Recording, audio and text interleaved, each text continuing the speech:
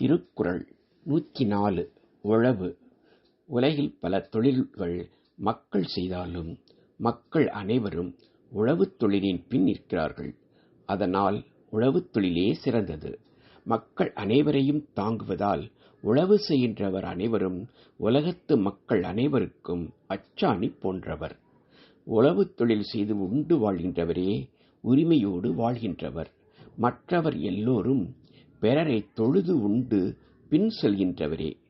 நெல்வளம் உடைய உழவர் அரசரின் குடைநிழலையும் தன் குடையின் கீழ் காண வல்லவர்.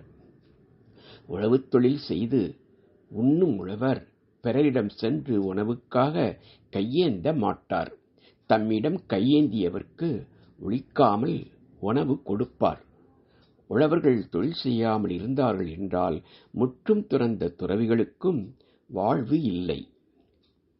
புழுதி உண்டாகும்படி உழுது பயிரிட்டால் ஒரு பிடி எருவும் இடாமல் பயிரிட்டாலும் பயிர் செழித்து விளையும்.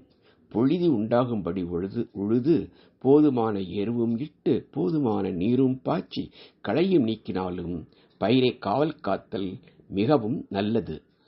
நிலத்திற்கு உரியவன் நிலத்தைச் சென்று பார்க்காமல் விட்டுவிட்டால் அந்நிலம் மனைவி கணவனை வெறுத்தலைப் போல அவனை வெறுத்துவிடும். தன்னிடம் ஒரு பொருளும் இல்லை என்று எண்ணும் சோம்பேறி உழவர்களைக் கண்டால் நிலமகள் தனக்குள் சிரித்துக் கொள்வாள்.